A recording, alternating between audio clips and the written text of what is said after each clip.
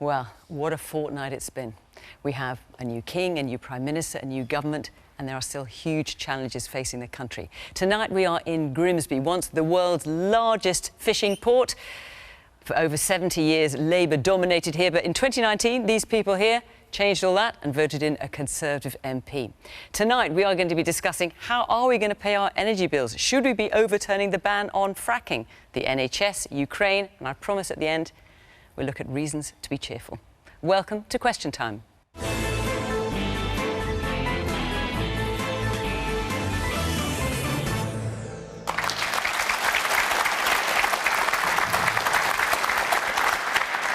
On tonight's panel, we have Government Minister Brendan Clarke-Smith. He was one of the first supporters of Liz Truss in her campaign to become PM. Now a minister at the Cabinet Office. He's been entrusted with the smooth running of government.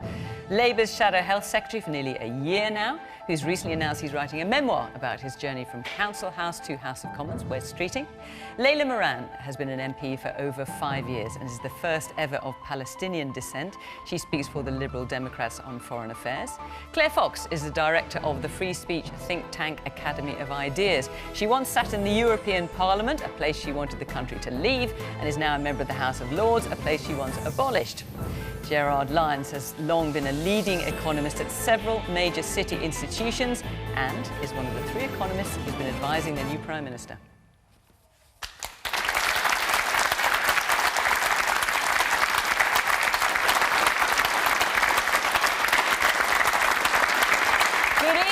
So, as well as a new king and a new prime minister, I thought I'd mention we've got a new set as well. We spruced it up a little bit. You can let us know what you think on social media. I'm sure you will. But just as always, having a fair range of views on this programme is absolutely critical, not only on our panel, but with our studio audience as well. And you know, sitting there, that you've been selected mainly to represent the voting pattern at the last election of the particular nation that we are in. So in England, but also we keep in mind local election results and a sustained change in polling as well. It's very good to have you here. We can't wait to hear what you've got to say. And of course, welcome to you at home as well. Do join in the conversation the usual way on social media at BBC Question Time. Right, let's get started, shall we? Our first question tonight is from Emma Hastings-Bray. Is the government doing enough to tackle the energy crisis? What do you think, Emma? I think that families up and down the country are struggling, regardless of background. And although the government's introduced measures which are helpful, with the fact that everything else is going up, fuel, food, I still think a lot of families will be struggling. OK, Wes?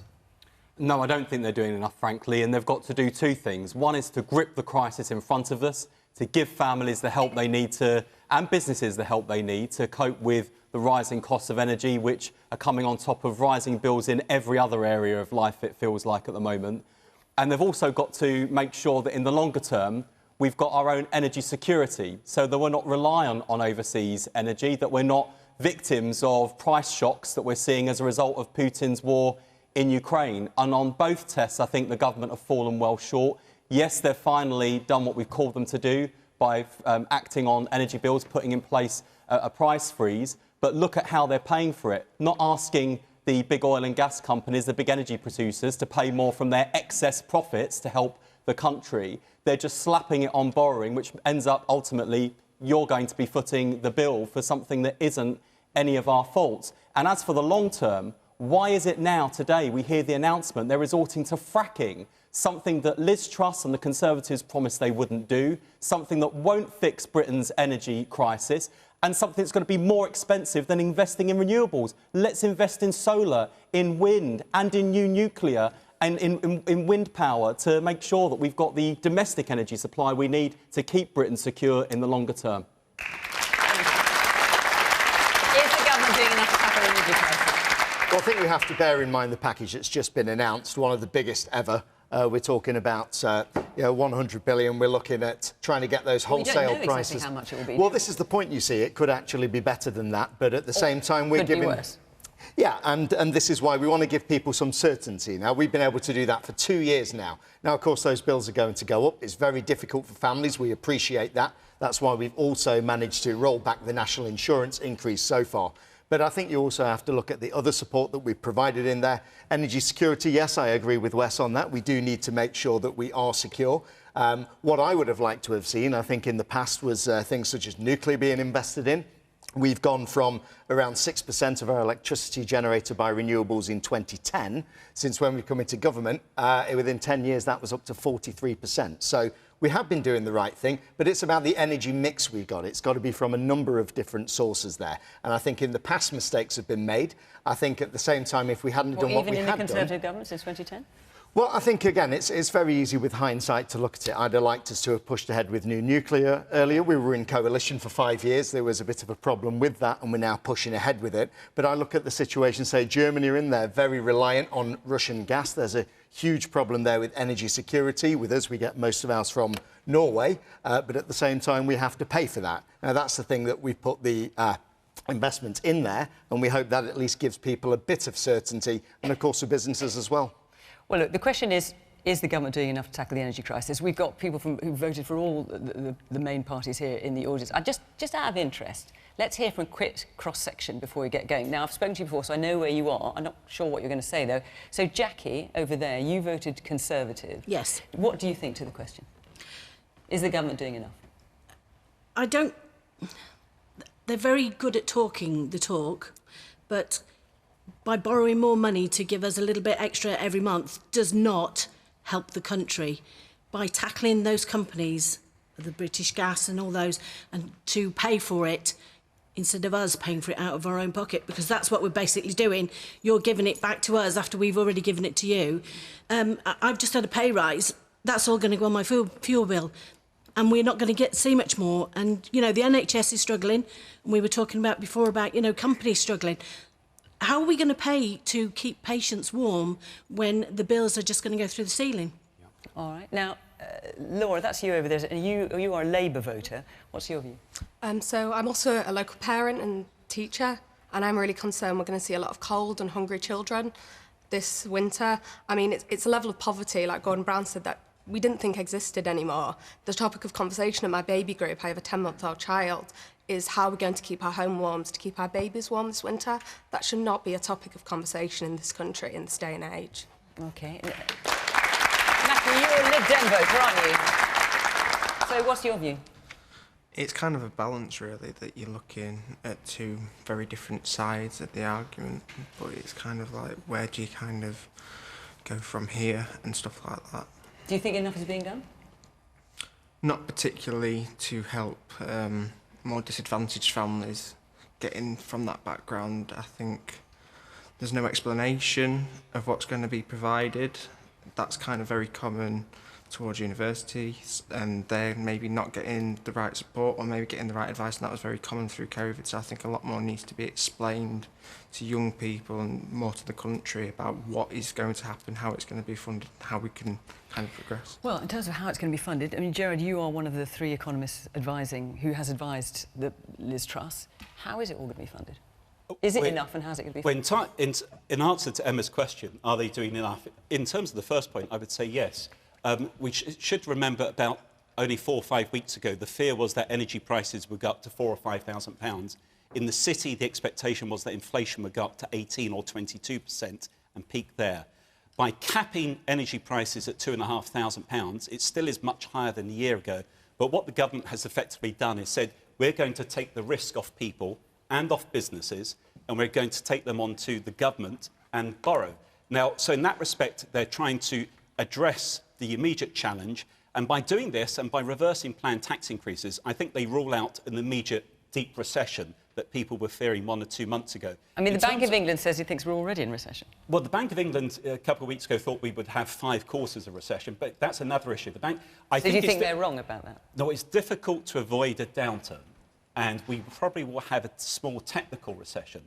The challenge, though, is that if we hadn't addressed the energy price cap, then we would have had a real And in terms of the point we're hearing, how are we going to pay for it all? Yeah, I don't agree with this idea of having a windfall tax as if though that would address the problem. Indeed, companies in the North Sea, not that we have to be friendly to them, but they are taxed at 65%.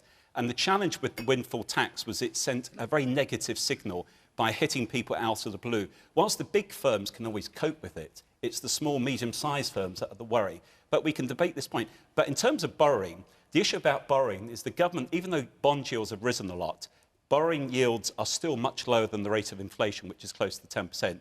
And in my view, the borrowing is necessary to prevent the downturn. It's not inflationary because of the nature of our inflation shock, supply-side factors, poor monetary policy. The question you is might have to put some of this in English in terms of supply. Gerard, hang on. In terms of supply-side shocks and all the rest of it. OK, basically, the reason we've had such a hit to inflation is during the pandemic, we had big bottlenecks. We had to pay more for transportation of goods coming here. That's been made worse by the war in Ukraine. So the inflation pressures should start to dissipate. Inflation is now expected, because of the capping of the energy prices, inflation is expected to peak around 11% and then fall next year. So each 1% off inflation saves us £6 billion in borrowing over next year. But the point, coming back to your question, we're not going to escape the fact that we have to borrow more. The question is, who could take the risk? Could businesses take the risk? Could people take the risk? The answer is no. The government has to take the risk. But what's quite clear from what the audience has said is I think the government needs to communicate it far better. That's what's come out quite clearly tonight. Are you convinced, Layla? No. And Emma, I think that your answer to your own question, I completely agree with, because it's not enough. And my litmus test is the families who contact me as an MP, desperate for help. I was contacted by a single mum. She's on universal credit, 3 kids. She says every day she has to skip meals already. And that's before we even hit winter, and she has to work out how she's going to heat her home. So the same issue with the pensioners. More, Layla? I mean, because we don't know how much this is going to cost, but it could be 100 billion. Some people talk 150 billion. I mean, these are mind-blowing sums. If it's not enough, would the Lib Dems... Well, the Lib Dems were the first out of the traps to call for the windfall tax. And the reason why that's right to do, first of all, it's really important to make clear it was on the extra profit. We're not suggesting that you suddenly remove all the profit from them and stop them investing. That's a nonsense. And BP have said themselves they would have invested anyway. They've already made plans for their investment. So this is on the super profits that they're making off the back of this. And it's only right, because this government is about choices. Judge them on their choices. So they've chosen to pass this cost on to you. Meanwhile, they've given a tax cut to big business, particularly the banks. It's going to cost £30 billion over the next 2 years to incorporate their corporation tax cut. That is money. 6 billion of that is going to big banks, and they want to remove the cap on bankers' bonuses. Now, I'm sorry, the way to fix this is not to raise that cap on bankers' bonuses. The way to fix this is to help those people on universal credit who are going to starve, quite literally in some cases, this winter. To govern is to choose, and I think Liz Truss is out of touch and doesn't know what this country needs. Let's hear some more audience. The man there in the glasses. Thank you. I wanted to talk a bit about about the energy prices and the timing of it. I understand that the government have just recently released some energy relief, but in the 6 weeks while they were on recess and the time that they took before that to elect a leader, my energy prices went up from, I run a local company, from £43,000 to £198,000 a year. Yeah. No business can stand that. And the colleagues that I work with, other businesses, during the time that people have been on recess and on holiday and said we can't do anything because we're electing a leader, businesses have had to close their doors. Yeah. And they employ a huge amount of people in this local area. It's not good enough to then come out with, yes, but we're taking the cap off banking, so that's a good thing. But what about the cap that the government's introducing on energy prices for 6 months for businesses? Does that reassure you? I don't plan my business 6 months ahead. I plan my business 2 years ahead. 6 months is a sticking plaster. We need some leadership and some definite ideas and some initiatives to make sure that businesses who have just been through hell through COVID, as everybody has, and have survived that, to be faced with this dithering about what we're going to do to save businesses who employ all these people, it's just not good enough. It's not leadership, and we deserve better. I'm going to come back to you to answer that. Yes, man at the back. Just going back to the gentleman's point there, I don't really see how the same old trickle-down economics is going to help the people in towns like Grimsby. We've seen it before, where they think this great idea of lowering the tax on big business will then float down to people at the bottom. And the idea is that everyone there gets richer. But it doesn't work, and it's been proved not to work. All right, let's hear the man here. Yes. Well, what I would like to say is, as a disabled person, I'm getting 2 lots of £325 and 2 lots of £150, as well as the £400 off the bills every month that everyone is getting. Now, can you imagine if Labour were in power and were doing this? Everybody would be applauding them, saying, well done, Labour, for helping out the needy. Because it's the Conservatives, everybody is saying, oh, it's not enough. Why don't the Tories do more? So that's my point. And I do think that borrowing is inflationary as well. And you do think, I'm sorry? Borrowing money to pay for this is inflationary, there's no doubt about it, but it is going to come down in the new year, which is one good thing. We hope. Yeah, we hope. Claire? Well, first of all, we've all got to be honest with ourselves and say we're going to face some pretty tough times now, right? There's no point trying to sugarcoat that. And it has to be said that the lockdown policies, which closed down businesses, had a devastating impact for a lot of people. And they were political choices, by the way. That wasn't created by a virus. It was a choice about how we dealt with it. But prior to that, there was problems with the productivity and the economy of this country. So you can't just blame everything on lockdown. I have a lot of sympathy with people who say it's not enough. I mean, I actually am very sympathetic to that campaign that people might have seen called Enough is Enough, which is being run by the trade unions, which is, why should ordinary people pay for political policies that they're not responsible for? So I get that sentiment. But what I really think we need to do now is actually have a mature discussion about how we can get the economy kick-started. I mean, we need a new industrial revolution. And fiddling around with taxes, no disrespect, doesn't seem to me to be adequate to that. I do like the sentiment that's coming from Liz Truss, or, you know, from the Tories about we shouldn't just deal with redistributing a cake that's the same size all the time. We need a bigger cake. We can't just keep fiddling around with what we've got. We need to have growth. That bit I'm very sympathetic to. But that requires major investments in technologies, in new industries. In an area like this, what I'd like to see is a complete rejuvenation of the fishing industry, not to save it, but to rejuvenate it, to kickstart it. But then when we're talking about energy, we should, of course, have fracking. It's disgraceful that Labour and Lib Dems and the Tories have stopped fracking as a means of energy. One of the first speeches I made in the House of Lords, which was on energy, I stood up and argued for fracking, for nuclear, for tidal power, for a revolution in energy so we wouldn't be dependent on overseas energy. And it was the Tory minister and the Labour Party front bench and the Lib Dems who basically treated me like I was some kind of lunatic. Well, because they actually were demonising energy. Well, let's come back to the Tory minister, Claire. Brendan, what about the point that the business... Forgive me, your name is? Mark, that Mark made, the business owner there, that 6 months of capping for businesses is a sticking plaster, and you're planning 2 years ahead. Well, look at COVID-19, the pandemic there, the support that we gave that, which was, again, was unprecedented. We didn't know how long that was going to last. But we're talking about very difficult. Well, the business support that's been announced is welcome, and I do agree it's one of those things, I think, over the summer that we've had our constituents coming to us and saying we've got to provide something for business. So that is what we've gone ahead and done. On the other gentleman's point... What do you say to his point that 6 months, you're shaking your head there, Mark, what do you say to his point that 6 months, it doesn't give businesses enough certainty?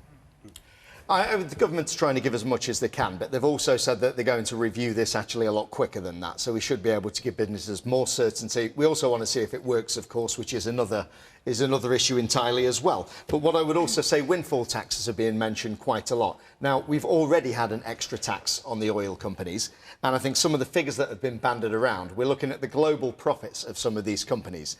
Now, we cannot tax the entire global profits of these companies, and the amount of money that we have to invest to actually cap those prices is far in excess of what we would actually get from that. So we've had to do something extra. That's why we've actually managed to cap for 2 years. Labour are only doing it for 6 months. And in terms of trickle-down economics, we've actually given out money across the board. Everybody gets that £400, £1,200 for the most vulnerable. And on the bankers' bonuses, just finally on that, I think at the time it was introduced, I think everyone was very angry, and when it's public money there, I think you have a right to actually dictate a little bit like that. But what we have to remember is that the base salary of bankers has now gone up instead. They're not being rewarded for their performance, but by lifting that cap, you're actually rewarding good performance. But of course, when people earn more money, they pay more money in tax as well, and we need that revenue. Okay. And we've concentrated on cutting taxes for everybody, and that's why the national insurance... But Brendan, no, Layla, just hang on one second, because we've got so many questions to get through. If I can, I'm going to try and get through all the ones that we've submitted. So will you forgive me? I'm going to move on. Before I do, Wes, you will get a chance to speak in a minute, I promise you. Before I do, I just want to tell you that Question Time is going to be in Manchester next week. And so do come along and be part of that debate. We'd love to see you there. Come and be part of our audience and come and join the conversation. So honestly, I will give you a chance to speak, but I'm going to get to our next question because we have touched on it a couple of times. So I want to get to it before we go any further from Tim. Tim Rosamond, where are you? Off you go. With North East Lincolnshire a big player in the renewable energy, what are the panel's views on fracking as an alternative energy source? OK, Layla? Well, it's the wrong thing to do. But don't take my word for it. Take the head various people are saying no here. Don't take my word for it. Take the head of Quadrilla, which is a fracking company that has tried fracking in the UK and says that the geology isn't good for it. Or take the word of our current Chancellor, Kwasi Kwarteng, who back in February said that it wouldn't make any difference to the gas price at all. So take those two things together, and then you think to yourself, all the political capital, all the money that might be invested in fracking, wouldn't it be better to invest instead in renewable energy, funneling jobs into places like the Humber region, also not exacerbating climate change and our quite right to be sticking to net zero, as difficult as it may be, we absolutely have to. And that's the way we're going to drive the economy of the future. Fracking isn't going to work. Let's invest instead in what is going to work and actually is going to deliver for you as taxpayers. OK. You were saying no there. Why don't you agree? Because we have this terrific resource underground and the seas surrounding the UK of oil and gas. It's the most effective concentrated energy source. If we look at renewables, or unreliables as I prefer to call them, they only work for so much of the day. You will find we go for long periods in this country when 3-4 days a week even, when there'll be literally no wind, and when we get to this time of year into the winter, the sun doesn't shine, and so you don't have any renewable resource coming through. So you have to have a gas or nuclear backup for that situation. Otherwise, the lights go off. It's very simple. It's simple like that. And this is exactly and going back to what Claire said earlier. Yes, we should be exploiting fracking. So let me ask you, so when you have, because this only came out today, you've got someone who was very senior at Quadrilla, which, as Layla was saying, is one of the first companies, the first company to be involved in fracking in Lancashire, who said no sensible investor would take the risk of embarking on large projects here. It's a very different geology to North America. He doesn't think there's any chance of fracking in the UK in the near future. Does that sway you at all? Well, I haven't seen his statement. Sorry, I haven't seen his statement. But does that give you pause for thought? Yeah, I certainly look at it. But from all the other experts in the field whose articles I've read, it's very clear that we can frack, both obviously on land and actually out at sea. OK. Wes? I strongly disagree with fracking. I don't think it's safe. I don't think it's cost-effective compared with renewables. Even if we went ahead, I think it would account for something like 1% of the UK's energy mix. So it's a kind of false dawn. What we should be doing, what we should have been doing, frankly, for the last decade or more, is investing in renewables, in solar, in onshore and offshore wind, in tidal power and nuclear, because I take the point nuclear energy has got to be part of the mix. We shouldn't have scrapped all the plans for carbon capture and storage, because then we would have had stored up energy in reserve that would have helped us through the shock that we're currently enduring. And there's a fundamental democratic point here too. Liz Truss, when she became Prime Minister, was elected by a tiny handful of people Conservative Party members. Now, that's how our political system works, fair enough. But she hasn't gone back to the country to ask for a new mandate for a new policy. And last time I checked, Conservative MPs were elected on manifestos against fracking, and just this morning, the new Business Secretary, Jacob Rees-Mogg, was calling those people who voted for Conservative MPs Luddites for opposing fracking. I think that's disrespectful. I think it's an insult to the people who voted for them. And worst of all, it's not actually going to deliver the solutions our country needs. Short-termism, whether on the environment or on the economy or on our public services, is doing this country down. It has been doing this country down for more than a decade. And frankly, aren't expecting this lot in the Conservative Party to offer new solutions, new approaches after more than a decade of high taxes, low growth, crumbling public services and a failure to invest is like expecting arsonists to put out the fire they created. It's not going to happen. So Brendan, just explain what's changed then. You've got the current Chancellor saying, just in March, if we lifted the fracking moratorium, which was introduced by the Conservatives in 2019, it would take up to a decade to extract sufficient volumes. It would come a high cost for local communities. No amount of shale gas would be enough to lower the European price anytime soon. So, is he wrong? What's changed? Well, first of all, I mean, it was not in the manifesto that we were against it. It was a moratorium on fracking, of course. And since then, we've had a global energy crisis. And, of course, it's understandable that you would want to look at all the options on the table. But you've got the Chancellor saying very clearly it won't work and it won't make it any cheaper either.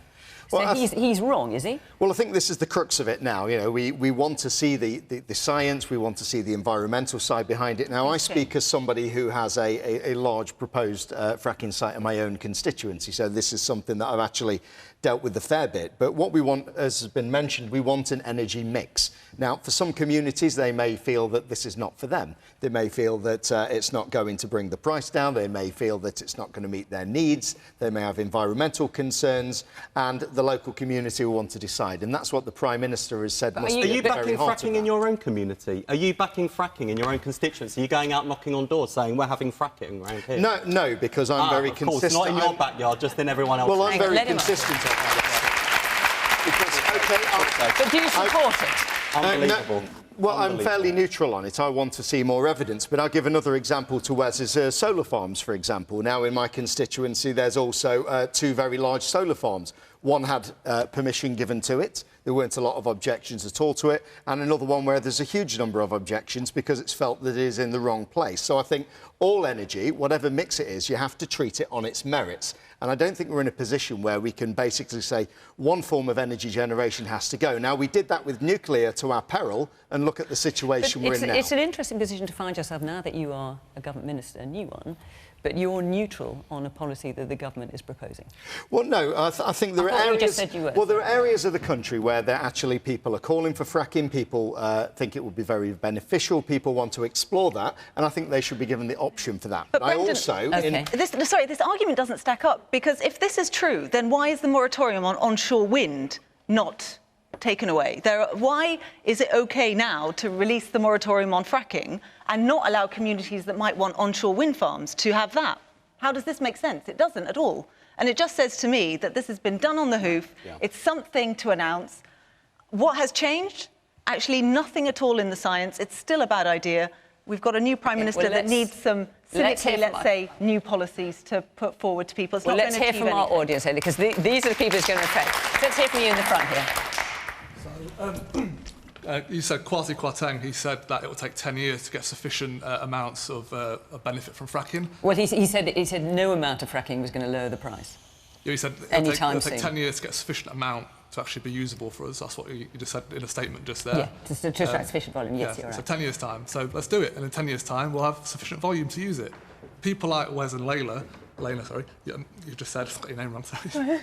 You've just said that you're very similar to people who, like, in 2015, like Nick Clegg, said that, let's not do any nuclear, because it won't benefit us till 2021 or 2022. And now we didn't do it, and now look the mess we're in. So why don't we do fracking in 10 years' time, benefit from it? But if we're going to do fracking, let's also do... Let me hear a bit more from the audience. Yes, the woman there in the green. You're sitting in the heart of the Humber energy estuary with the biggest, offshore operations maintenance hub. You've got massive industry along the Humber Bank that want to invest in production of blue and green hydrogen and carbon capture. The government right now has sort of like going back on what it said about supporting renewables. And I think that's worrying for big businesses in the Humber to hear that. They want to know that you're behind them. OK. And the woman there in the glasses. I would just like to say I'm 17 years old, and I think by investing in something that is going to harm the environment rather than in investing in something that is going to help the environment, you're not gambling with your own future, you're gambling with my future, because I am the future. And it's my future that you're going to gamble with by doing this that is going to harm our environment more than it's going to help us. OK, and the man in front of you in the check shirt. It was on energy renewables. The issue with energy renewables is the grid. The grid cannot cope with any more energy renewables, such as wind and solar, going back onto the grid. So the biggest constraint of it, I say, is the grid. So how are you going to invest into the grid? All right, I'm going to move around, but is there anyone on the panel that can answer that question knowledgeably? He's right. He's right. And yes, that is a government choice. They can decide to do that level of investment. It's not going to be easy. But there has been chronic underinvestment in the national grid and in the interconnectors in particular. You're absolutely right about that. You will have to make it easy if you're going to if you're going to invest in renewables. You're right. We hear your point. Totally agree. Gerard, since we've got you here, the new Business Secretary, Jacob Rees-Mogg, when he was announcing this policy, the lift on fracking, to the House of Commons today, one of the things he said is that the advantage of fracking is by increasing energy supply, it will lower prices. Is that true?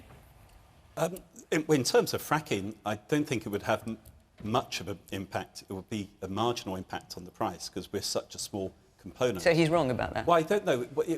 At the margin, obviously, if you increase supply, it has some impact. But just the marginal ones is what you're saying. The reality is that I'm surprised we're having such a big focus on fracking because in the scale of things, it's quite small. And coming back to Tim's question, should we have fracking? Yes, if it's safe and affordable. What's quite interesting in terms of the debate, we have a debate as if the renewables are competing with other fossil fuels. What's happened in the last few weeks or last 7 months because of the war in Ukraine, we now have to, alongside the move to net zero, have a move towards energy self-sufficiency by 2040. So that's quite important. So therefore, renewables are vitally important. They're up to, the end of last year, renewables were 43% of our electricity in the fourth quarter of last year. That's very important. We need to continue with renewables, but at the same time, the mixed energy load is important. Base load for renewables can sometimes be very low, as the gentleman in the front row said. So you can't move from a fossil fuel economy overnight to a renewable economy overnight, but renewables are vitally important. But at the same time, and the reason why fracking has come to the fore is that because of the war, we now need to have energy self-sufficiency. It's in terms of North Sea as well as fracking. It's interesting, a couple of people mentioned the Humber. If you look at recently, private companies in Blythe and in Hull are quite keen to develop the offshore wind. So I think it's a real positive what the UK is doing on renewables, but because of the war in Ukraine, sometimes you have to change plans, and that's important here. But in terms of Jacob Rees-Mogg's point, I think marginally, technically, he might be correct, but I wouldn't argue the point too aggressively. OK, so it might make a difference, but not so much as we've noticed. Claire, obviously you have spoken already in support of fracking, so I'm going to move on if you're happy with that. No. No? All right. Well then, to the young woman over there, you're 17, you said you're gambling with our future. Briefly, try and convince her. Firstly, you were also very unhappy about that enough was not being done in terms of reducing the cost of living challenges. And let me tell you, if you want to have energy prices that are in any way affordable in the future, you as a young person need to think long term and therefore need to think of a wide range of cheap, affordable energy. And as it happens, that means not demonising fossil fuels. But when it comes to fracking, Claire, we just heard Gerard saying it might make just a marginal difference. Yes, but fracking is one part of this. I thought that when people talked about safety, everybody was very keen to quote the Quadrilla people. They actually emphasised that fracking is safe. They said there were technical and geological challenges to what we would get from it from the UK, but they were not anti-fracking. And I think that we've got to be careful of scaremongering. It's also the case that we have to be experimental in the kind of scientific innovation we have in order to create the energy. And then just on democracy, because it's been mentioned, I can't remember, I don't know about you, whether we had a democratic decision about reaching net zero as a target, right? What's happened is net zero has become the kind of we've all got to get to net zero. That's the only thing that counts. And I do think there's a lot of anti-democratic aspects of environmentalism that go against having industrial growth, go against creating net zero jobs. Was in the Labour, Tory and Lib Dem manifesto. Yes, but in terms of the debate, but it's also the so case... So I feel like people voted for it. I feel as though one way or another. I feel as though what happened was that people, until actually we got to COP26, when people started going, what is this thing? What is it that we are supposed to be targeting? What people say is that we should... I am suggesting... People didn't understand what they were voting for, I'm suggesting that there has been a drive to say we use less energy. I'm suggesting that if you want economic renewal, jobs, prosperity, we have to use more energy. And at the moment, we're facing an energy crisis. And closing down any form of new energy, not exploiting it, which is what fracking would do, is foolhardy and short-term.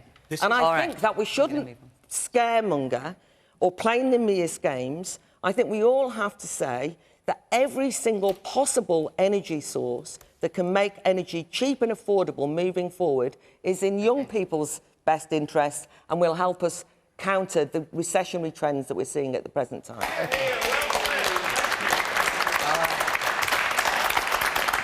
A lot of you asked about this next subject, so I just want to take another question now from Anne Stebbings. There you are.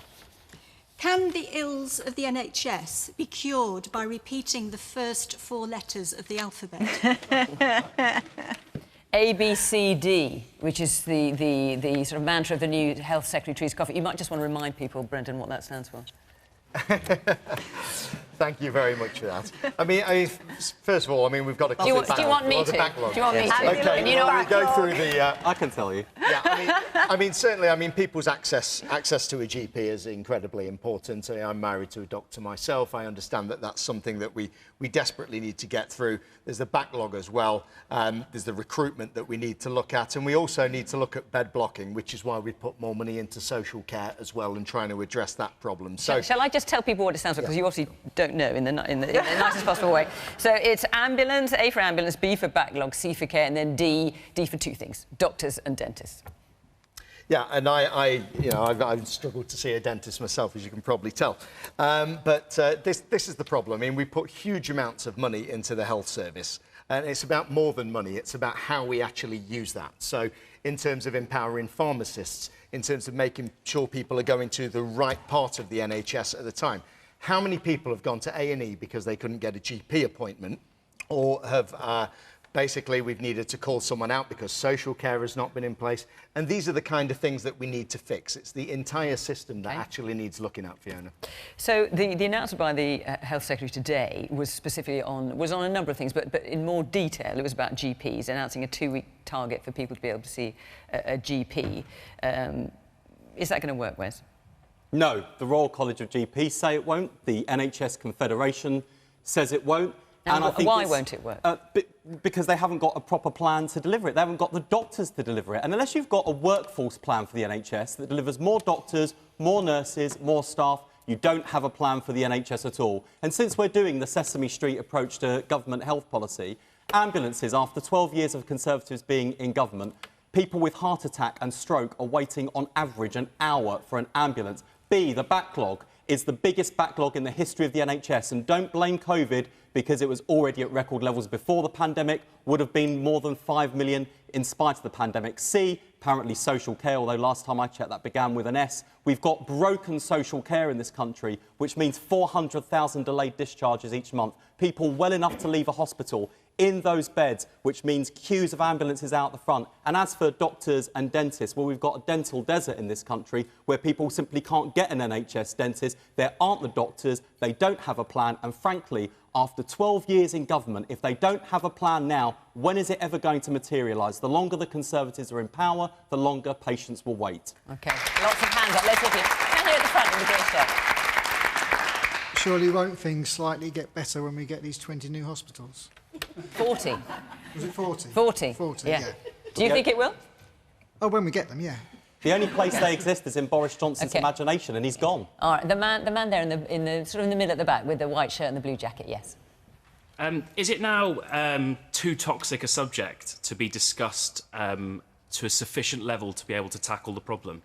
Is the NHS... Of the NHS, you mean? Yeah, the NHS, sorry. So is the NHS now, is it too toxic for a politician or even someone in a social situation to turn around and say that there are flaws or issues with the NHS, and therefore that they might need to be looked at objectively and fixed so that for its own betterment? OK. And let's hear from the man there in the black top there, yes. Yeah, I want to ask, why are the government removing £12 billion of funding to the NHS tomorrow from reducing the health and social care tax levy? I think it's just... why? You know, when the NHS needs, resources, funding, vacancies, removing £12 billion annually from the budget, I don't understand it. Why is it happening? OK, Brendan, I will come back to you on that. And let's hear the man here at the back in the grey shirt. Yeah, I would say that the current government's overseen an absolute disastrous policy in relation to the ambulance service. It's in terrible, terrible trouble. And to announce this after all this time is just, somewhat crazy in my opinion. But my other point was, how aspirational is it to want to get a GP appointment in a fortnight? Yeah. What sort of vision is that for the future?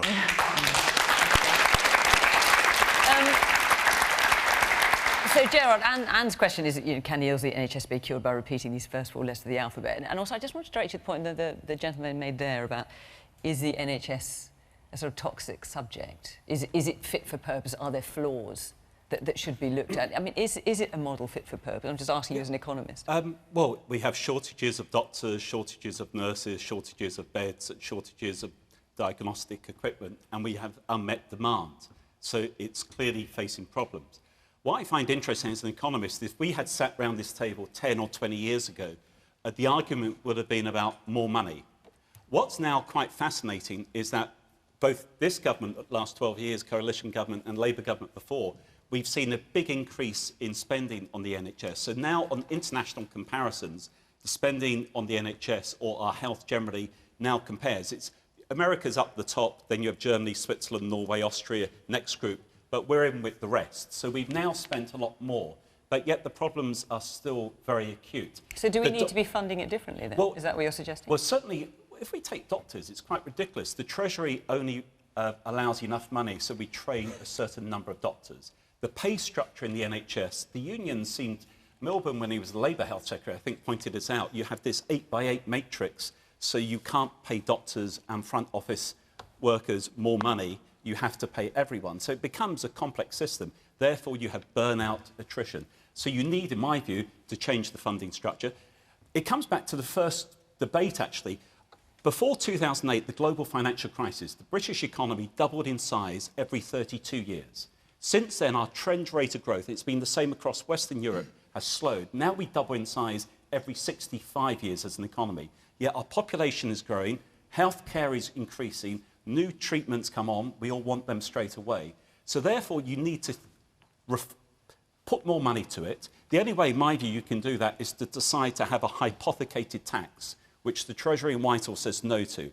The taxpayer, the public, probably would like it. You allocate a certain part of your tax and you know that's going to fund the health system. And on top of that, you have to reform it. You can't say it's one extreme paying, the other extreme no one paying. When you have something that's free at the point of delivery, everyone likes it, but the trouble is it leads to insatiable demand. So coming back to your question, it's about if you decide that you have to go down the route of funding it, we have to find a different way, but at the same time, we have to be realistic. There needs to be some sort of reform as well. Layla.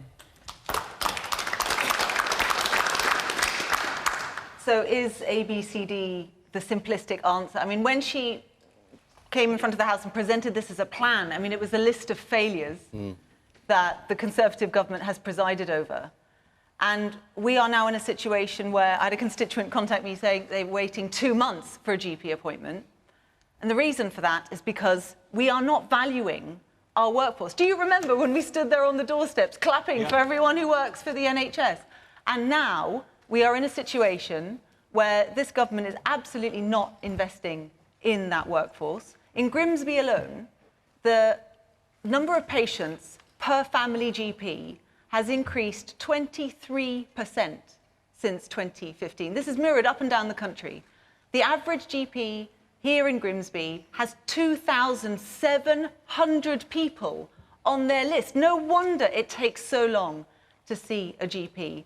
And the answer, I'm afraid, is not reeling off the letters of the alphabet. It is a fundamental rethink by this government about how we value that workforce, how we treasure the NHS. It's a focus on prevention, not just acute care. We don't wait until someone's at their very worst before we help them. It's seeing them soon and nipping those issues in the bud, and it's a focus on things like mental health and public health strategies. And this is a government that now wants to apparently tear away the obesity strategy because that is something that they think is over-regulation. We have to have more vision than this. And I was really disappointed by what Therese Coffey said today, because I think we all deserve so much better than that. Let's hear more from our audience. The man there in the blue jacket. Yes, the man here at the front, in the middle. Is an example of a broken system where, when phoning up for a dentist appointment, they'll offer you a private one, but they can't offer you an NHS one. Yeah, you're right. Is that what's happened to you? That's what happened to me, yeah. So just tell us about that a minute. Well, it happened during COVID. It was very difficult to get an appointment anyway because of, obviously, most of the dentists weren't doing as much of the dentistry as normal. But it was about a year ago, I phoned up my normal dentist and they were completely full from that point of view. It was probably 5 or 6 months before getting an appointment anyway. So I tried a different dentist and they could offer me a private appointment in the next sort of 5 weeks, so that was quite delayed. But it was 5 to 6 months before an NHS one could be available. Yet it would be the same dentist that I would have seen the first time I'd been. Can't make any sense, can it? So they have appointments, but only if you're private. Claire? I really think that the crisis in the health service goes beyond party politics myself. I think it's very important. The question was asked about whether it's too toxic to discuss the health service and its flaws. But actually, I've noticed that, particularly since lockdown, more and more people are querying whether it was sufficient to just clap the health service workers. Nobody is in any way wanting to be critical of the frontline staff who work their guts out. That's fair enough. But the problem is that there's something with the system that's broken. And lockdown, by the way, actually has made people iller. It's not, I agree with Wes with problems before, but people, you know, you'll know things like this, Wes, but, you know, one of my good friends died of cancer because of problems in terms of timing and lockdown. We know that happened. There are people now who are not going to survive this because of lockdown policies, which all the parties voted for, let's be honest. And what I think is that now is the time that we should be ambitious about having a conversation about what we need to do with the health service. I'm very sympathetic to needing a workforce plan. I think Labour are right to emphasise that. But I also think that there's lots of aspects of the workforce in the NHS that just don't make any sense to me. I mean, it's not just a question of money. Frontline workers, there's not enough of. There's an overabundance of management, it seems to me. It seems that there's a range of...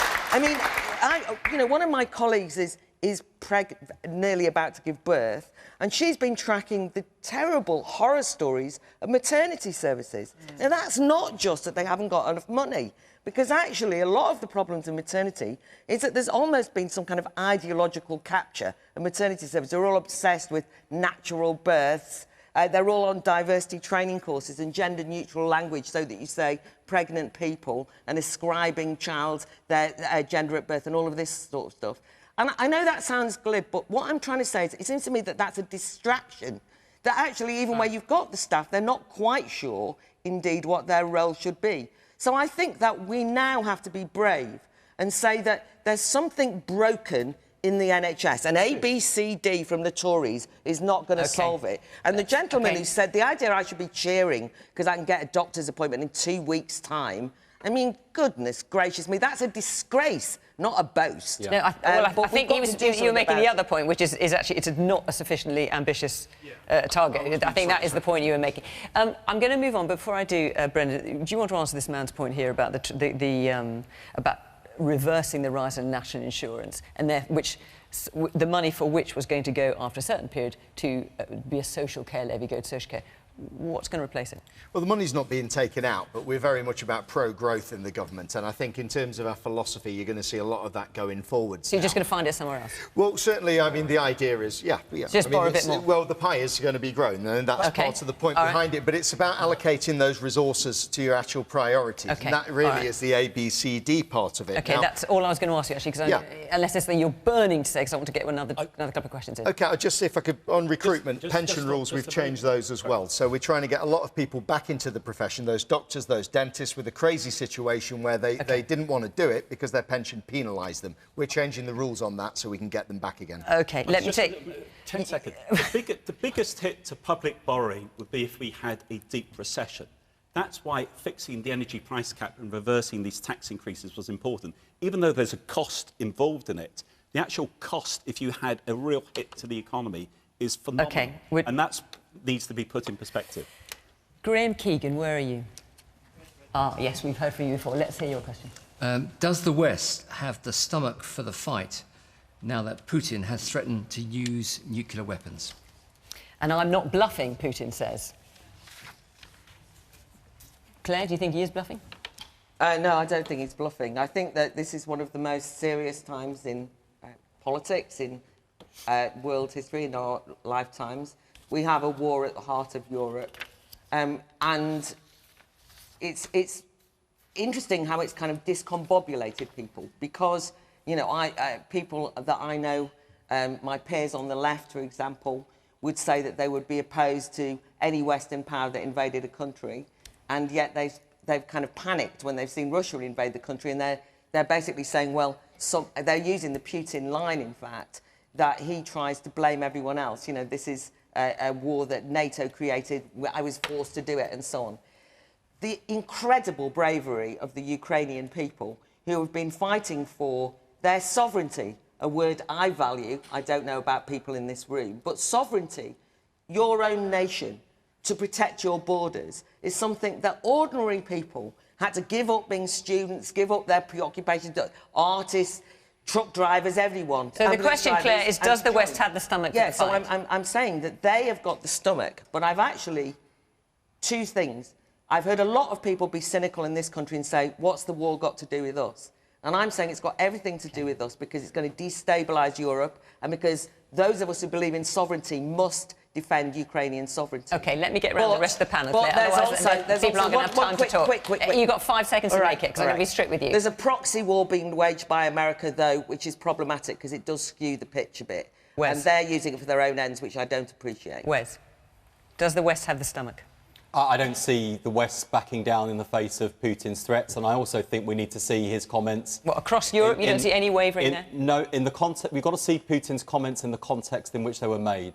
These are not the words of a man speaking from a position of strength. His war in Ukraine has turned out to be a disaster. He isn't meeting his war aims. Russian families are grieving for their dead because they've been sent like lambs to slaughter in an ill-equipped, ill-conceived attack on a sovereign country on European soil. We were right to stand with Ukraine then. We're right to stand with Ukraine now. There will be no capitulation within the NATO alliance. What there does need to be is a hard-headed international effort to de-escalate, to get Putin on the off-ramp, to de-escalate and to withdraw and to accept that we are not going to tolerate the attack on an independent sovereign country on European soil. Well said.